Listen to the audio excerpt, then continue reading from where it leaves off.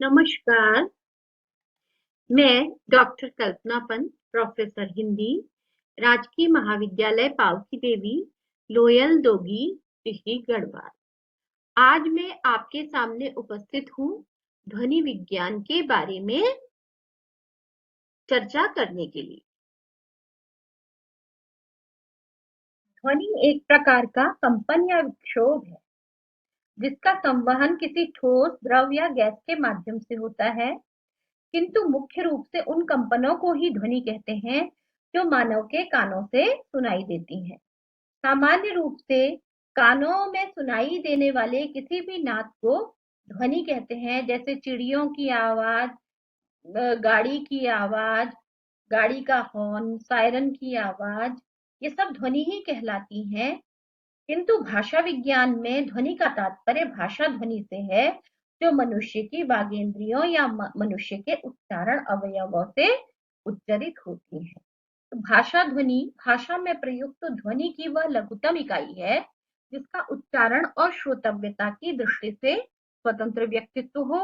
उच्चारण और श्रोतव्यता का तात्पर्य है कि उसका अलग से उच्चारण किया जा सके किसी भी ध्वनि का, और उसको अलग से सुना भी जा सके।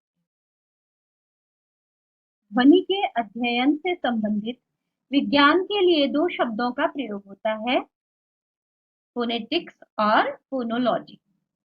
इन दोनों का संबंध ग्रीक फोन से ही है, जिसका तात्पर्य ध्वनि है। टिक्स और लॉजी दोनों विज्ञान के समानार्थी हैं, किंतु प्रयोग की दृष्टि से इन दोनों में अंतर है। पहले हम बात करते हैं फोनेटिक्स की। फोनेटिक्स में ध्वनि उत्पन्न करने वाले अंग, ध्वनियों का वर्गीकरण, ध्वनि की परिभाषा, भाषा ध्वनि और उनका स्वरूप, उनकी लहरों का किसी के मुंह से चलकर किसी के कान तक जाना तथा सुना जाना तथा उनमें विकार आदि बातों पर विचार किया जाता है। और इसमें ये जो विचार किया जाता है, ये सभी भाषाओं की सामान्य विशेषताएं होती हैं, ना कि किसी भाषा विशेष का अध्ययन इसमें किया जाता है। फोनोलॉजी में भाषा विशेष की ध्वनियों की व्यवस्था, इतिहास तथा भाषा परिवर्तन आदि का अध्ययन किया जाता है। किसी विशेष भाषा के संदर्भ में यह अध्ययन होता है। वस्तुतः ध्वनि के अध्ययन के दो प्रमुख विभाग तो हैं, किंतु इनके लिए जो क्रमशः फोनेटिक्स और फोनोलॉजी ये दो नामों का प्रयोग किया गया है, उसको सब विद्वान नहीं मानते। कुछ भाषा वैज्ञानिक इसका अन्य अर्थ में प्रयोग भी करते हैं। कुछ भाषा वैज्ञानिक फोनोलॉजी और फोनेटिक्स दोनों ही अर्थों में फोनेटिक्स शब्द का प्रयोग करते हैं, तो कुछ विद्वान ध्वनि अध्ययन के वर्णनात्मक रूप में भाषा सामान्य का या एक भाषा को एककालिक फोनेटिक्स कहते हैं, और ऐतिहासिक रूप को हिस्टोरिकल फोनेटिक्स कहते हैं। कुछ अन्य लोग फोनोलॉजी के अंतर्गत ही सभी को स्थान देते हैं। कुछ लोग फोनेटिक्स और फोनोलॉजी को पर्याय के रूप में भी प्रयोग करते रहते हैं। तो फोनेटिक्स ध्वनियों के भाषिक ध्वनियों के उच्चारण के भौतिक और शारीरिक पक्ष से संबंधित है कि किस तरह से उच्चारण अवयव ध्वनियों को उच्चरित करते हैं, और फोनोलॉजी का संबंध इन ध्वनियों के मानसिक पक्ष से है कि मस्तिष्क में इन ध्वनियों की व्यवस्था किस प्रकार होती है और किस प्रकार इनका वर्गीकरण होता है। विद्वान फोनेटिक्स दो भेद मानते हैं, एककालिक फोनेटिक्स और ऐतिहासिक फोनेटिक्स। किसी भाषा की ध्वनियों का उच्चारण का एक कालखंड का वर्णन विश्लेषण एककालिक फोनेटिक्स के अंतर्गत आता है, और भाषाओं के उत्पादन का उच्चारण का ऐतिहासिक अध्ययन, कालक्रमिक अध्ययन ऐतिहासिक फोनेटिक्स के अंतर्गत आता है। ध्वनि अध्ययन के तीन आधार हैं, उच्चारण, प्रसरण या संवहन तथा श्रवण। इसी आधार पर ध्वनि विज्ञान की मुख्य तीन शाखाएं मानी जाती हैं। पहली शाखा है औच्चारणिक ध्वनि विज्ञान अर्थात आर्टिकुलेटरी फोनेटिक्स। इसमें उच्चारण और उससे संबद्ध बातों का अध्ययन होता है।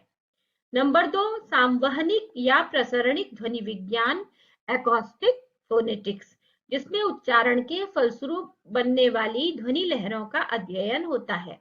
इस अध्ययन में प्रायः काइमोग्राफ, ऑसिलोग्राफ इत्यादि की सहायता ली जाती है। नंबर 3 श्रावणिक ध्वनि विज्ञान ऑडिटरी फोनेटिक्स, इसमें ध्वनियों के सुने जाने का अध्ययन होता है। स्पष्ट ही पहली शाखा का संबंध बोलने वाले से, तीसरी का सुनने वाले से और दूसरी का ध्वनियों की वाहिनी तरंगों, उनके स्वरूप तथा गति आदि से होता है। औच्चारणिक ध्वनि विज्ञान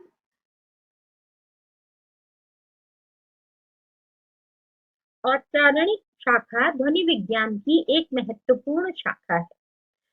औच्चारणिक शाखा के द्वारा ही हमें मानवीय ध्वनियों की उत्पादन प्रक्रिया और उनके वैभिन्न का ज्ञान होता है।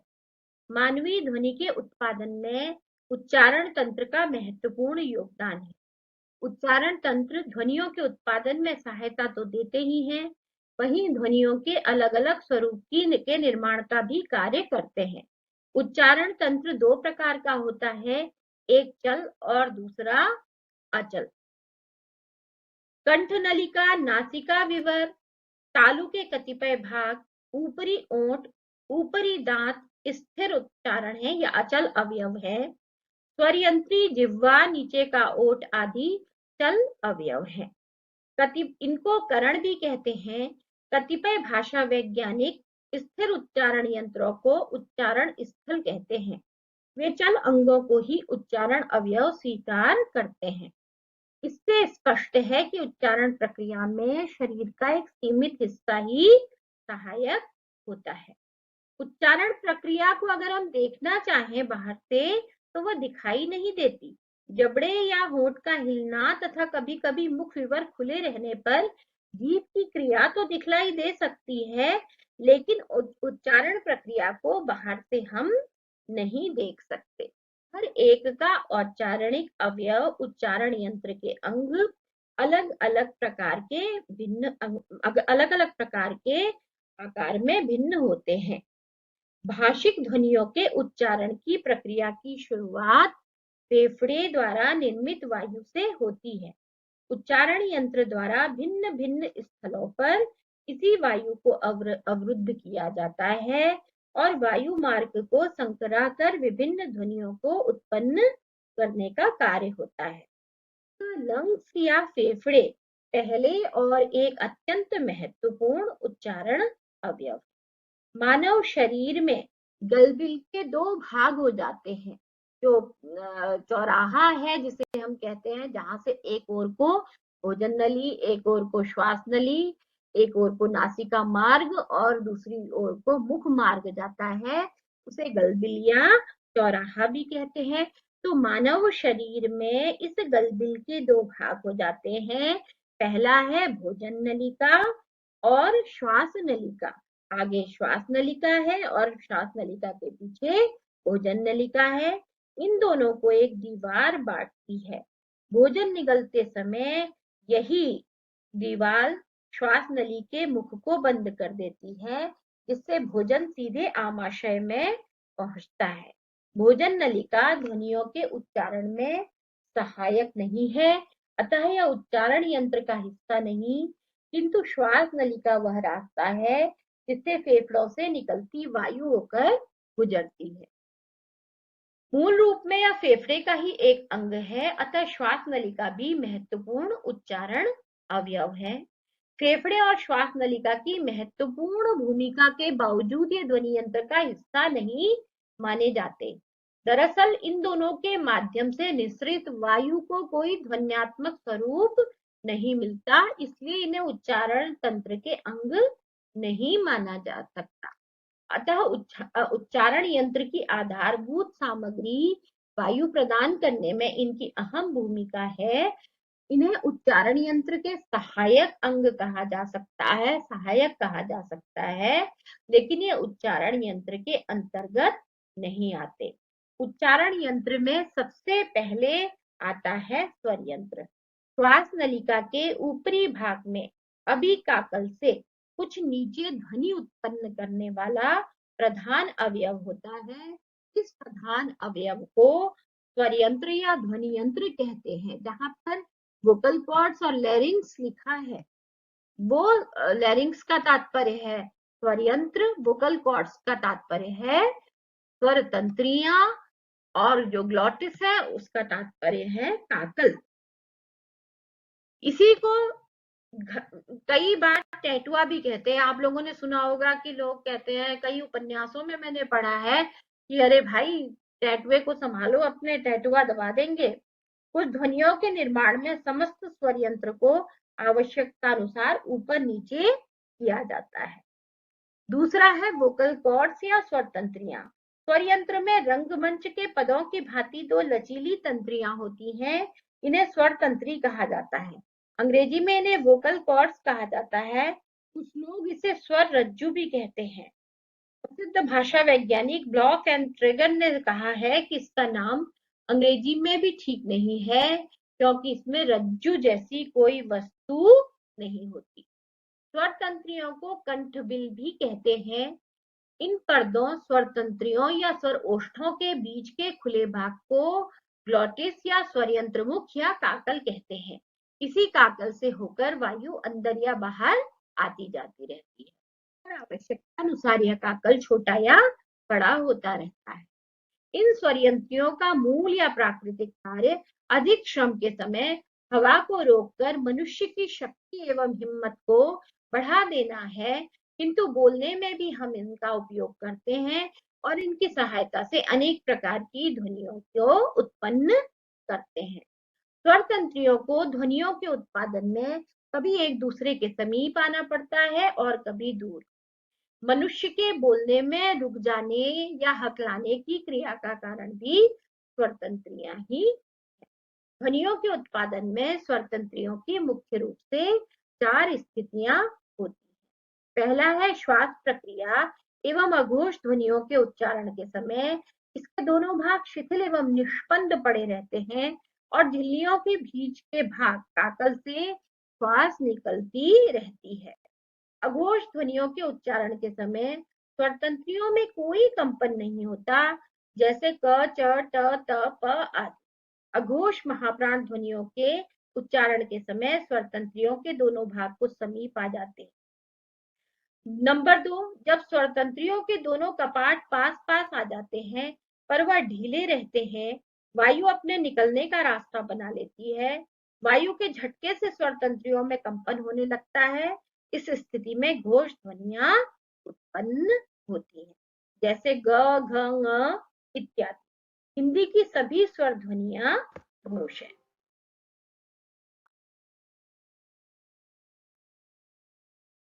तीसरी स्थिति में तंत्रियों को एक दूसरे के पास पूर्णतया लाकर इस तरह से सटा दिया जाता है कि हवा किसी भी प्रकार से बाहर न निकले। इस अवस्था में श्वास रगड़कर और झटके के साथ निकलती है। इसे काकल्य स्पर्श कहते हैं। काकल्य स्पर्श ध्वनियां इसके द्वारा उत्पन्न होती हैं। भारतीय भाषाओं में ये ध्वनियां मुंडारी भाषा में मिलती है। इसके अतिरिक्त जर्मन, डच और ककनी भाषा में ये ध्वनियां मिलती हैं। फुसफुसाहट वाली ध्वनियों के उच्चारण के समय कोई स्वरतंत्री कंपन नहीं होता। ये ध्वनियां अघोष रहती हैं। इनके उच्चारण के समय स्वरतंत्रियों के दोनों भाग परस्पर मिल जाते हैं, परंतु नीचे की ओर थोड़ा भाग श्वास आने जाने के लिए खुला रहता है। इस खुले भाग से रगड़ खाकर निकलने वाली वायु के द्वारा एक प्रकार की फुसफुसाहट ध्वनि उत्पन्न होती है। स्वरतंत्रियां कभी कभी अन्य स्थितियों में भी आ जाती हैं। कभी कभी उच्चारण में स्वरतंत्रियां ठीक उसी स्थिति में होती हैं जिस स्थिति में वो घोष ध्वनियां उत्पन्न करती,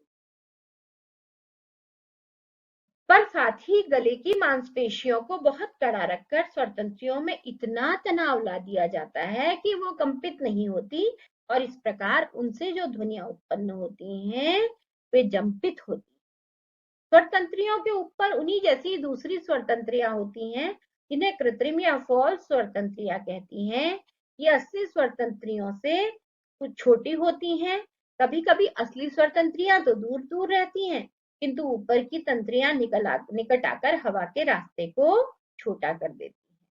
कभी कभी यह भी होता है कि स्वर तंत्रियां ना तो अघोष की स्थिति में पूरी फैली रहती हैं और न घोष की स्थिति से काकल को इतना संकरा बना देती हैं कि हवा रगड़ से निकले।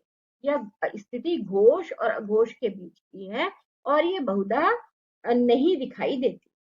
तीसरी चीज है अभिकाकल या स्वर यंत्र आवरण। भोजन नलिका के विवर के साथ, जहां आपको ये दिखाई दे रहा होगा ऊपर, श्वास नलिका की एक झुकी हुई, श्वास नलिका की ओर झुकी हुई एक छोटी सी जीभ है, इसे अभिकाकल या एपिग्लॉटिस कहते हैं। इसका कार्य क्या है? इसका कार्य भोजन के समय काकल को बंद कर देना है। इसके बोलने से बहुत संबंध नहीं, लेकिन इसके द्वारा भोजन श्वास नली में जाने से रुक जाता है। स्वरयंत्र से लेकर नासा द्वार तक फैला हुआ जिह्वा का मूल अभिकाकल के पीछे विवर ग्रसनी कहलाता है। कभी कभी जिह्वा मूल ग्रसनी की पिछली दीवार से हटकर वायु का प्रवाह रोक देती है, जिससे ग्रसनी स्पर्श ध्वनि उत्पन्न हो। नंबर 4 है अलिजिह्व। जीभ के पीछे की ओर जीभ के स्वरूप का ही मांस का छोटा सा लटकता भाग उस स्थान पर होता है जहां से नासिका विवर और मुख विवर के रास्ते टूटते हैं। इस छोटी जीभ को अलिजिह्व कहते हैं। इसका भी कार्य कोमल तालु के साथ अभिकाकल की भांति कभी कभी मार्ग अवरुद्ध करना है। अलिजिह्वा कोमल तालु का अंतिम भाग है। वह कोमल तालु से संलग्न होकर ऊपर नीचे होता रहता है। इसकी मुख्य 4 अवस्थाएं होती हैं। पहली अवस्था में साधारणतया ढीला और नीचे की ओर लटका रहता है, मुंह बंद रहता है और निर्बाध गति से वायु नासिका विवर से आती जाती रहती है। हूं आदि ध्वनियों का उच्चारण इसी अवस्था में होता है। दूसरी अवस्था में अलिजिह्वा तनकर नाक के रास्ते को बंद कर देता है और श्वास नलिका से आती हवा नासिका विवर में जाने से पूर्णतया रुक जाती है। फलस्वरूप वायु मुख विवर से आती जाती है। मौखिक स्वरों और व्यंजनों का उच्चारण इसी स्थिति में होता है। तीसरी स्थिति में अलिजिह्व ना तो तनकर नासिका विवर को अवरुद्ध करता है और ना नीचे गिरकर मुख विवर को। वह बीच में रहता है, जिससे वायु नासिका और मुख दोनों से होकर निकलती है। अनुनासिक ध्वनियों का उच्चारण इसी अवस्था में होता है। इसके अतिरिक्त यह अलिजिह्वा कुछ भाषाओं में विशेष प्रकार की ध्वनियों के उच्चारण में भी सहायता करता है। ऐसी ध्वनियां अलिजिह्वीय ध्वनियां कहलाती हैं। अलिजिह्वा के एक ओर नासिका विवर है, दूसरी ओर मुख विवर। नासिका विवर में कोई भी ऐसा अंग नहीं है जिससे ध्वनि उत्पादन में सहायता मिल सके। पांचवा है कोमल तालु। मूर्धा के अंत का अस्थिमय अंश जिह्वा के पीछे जहां पर जिह्वा का अंतिम भाग है, वहां कोमल मांस खंड का आरंभ होता है। जिह्वा के ऊपर जहां पर तालु समाप्त होती है, यह भाग कोमल तालु कहलाता है। कोमल तालु ध्वनि यंत्र का महत्वपूर्ण स्थान है। उच्चारण स्थान और उच्चारण सहायक अवयव दोनों ही रूपों में इसका काम होता है। जब मुख विवर से वायु भीतर की ओर जाती है तो कोमल तालु ऊपर उठ जाता है, किंतु जब वायु नासिका विवर से निकलती है तब कोमल तालु नीचे की ओर झुक जाता है। वायु के मुख विवर से निकाले जाने पर यह पुनः ऊपर की ओर उठ जाता है। यहाँ से कोमल तालव्य ध्वनियां उत्पन्न होती। मूर्धा कठोर इसके बाद है मूर्धा। कठोर तालु और कोमल तालु के बीच का हिस्सा मूर्धा है। यह भी उच्चारण स्थल है। इस स्थल से मूर्धन्य ध्वनियां उच्चारित होती। नंबर 7 कठोर तालु। आगे देखिए, ये कठोर तालु है। वर्ष के अंतिम भाग से तालु, सबसे पहले कोमल तालु, फिर मूर्धा जो तालु की छत भी हम उसे कह सकते हैं, और उसके आगे है कठोर तालु जहां से चवर्गीय ध्वनियां उत्पन्न होती हैं। दांतों के ऊपर जो उठा हुआ भाग है उसे वर्ष कहते हैं, और उसके पीछे जो भाग है वर्ष के अंतिम भाग से और मूर्धा से आरंभ तक का भाग कठोर तालु कहलाता है। मूर्धा की तरह यह भी उच्चारण स्थान। नंबर 8 वर्ष। इसे वर्स भी कहते हैं। ऊपर के दांतों के मूल से कठोर तालु के आरंभ तक का उठा हुआ भाग वर्त्य भाग कहलाता है। यह भी उच्चारण स्थान है। फिर नंबर 9 है दांत।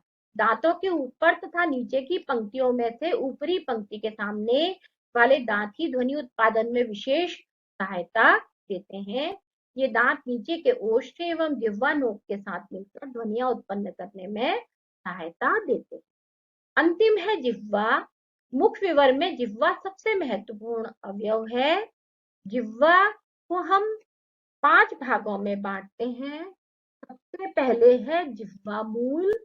जिह्वा मूल के आगे है जिह्वा पश्च, फिर है जिह्वा मध्य और सबसे आगे, फिर उसके आगे है जिह्वाग्र और उसके आगे है जिह्वा नोक।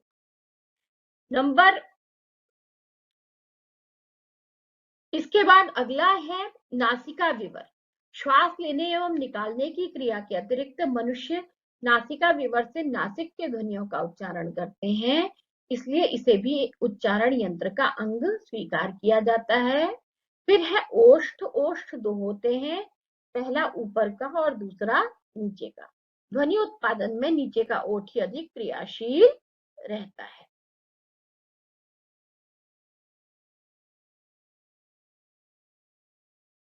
यहाँ पर जो उच्चारण संबंधी अंग है, अवयव है, उनके हिंदी और इंग्लिश में परस्पर नाम दिए गए हैं। सबसे पहले उपाली जिह्व है, जिसे फेरिंक्स, गलबिल, कंठ और कंठमार्ग भी कहते हैं। दूसरा है गलेट, जिसे हिंदी में भोजन नलिका कहते हैं। तीसरा है स्वरयंत्र, कंठपिटक या ध्वनि यंत्र, जो कि इंग्लिश में इसका नाम लैरिंग्स है। चौथा स्वरयंत्र मुख काकल या ग्लॉटिस। नंबर 5 स्वरतंत्री अथवा ध्वनि तंत्री, वोकल कॉर्ड्स। नंबर 6 स्वरयंत्र मुख आवरण, अभिकाकल या स्वरयंत्र आवरण, एपिग्लॉटिस। अगला है नासिका विवर, नेजल कैविटी। नेक्स्ट है मुख विवर, माउथ कैविटी। नंबर 9 अलिजिह्व, कव्वा, घंटी, शुंडिका, यूव्यूला। नंबर 10 कंठ, गटर। 11 कोमल तालु, सॉफ्ट पैलेट। 12 मूर्धा, सेरिब्रम। 13 कठोर तालु, हार्ड पैलेट। 14 एल्व्यूला, वर्ड्स। नंबर 15 दांत, टीथ। 16 ओष्ठ, लिप। 17 जिह्वा मध्य, मिडिल ऑफ द टंग। 18वां जिह्वा नोक, टिप ऑफ द टंग। 19 जिह्वाग्र, जिह्वा फलक, फ्रंट ऑफ द टंग। 20 जिह्वा टंग। 21 जिह्वा पश्च, जिह्वा पृष्ठ, पश्च जिह्वा, बैक ऑफ द टंग। 22 जिह्वा मूल, रूट ऑफ द टंग। जहां तीर की नोक है वह श्वास नलिका या विंड पाइप है,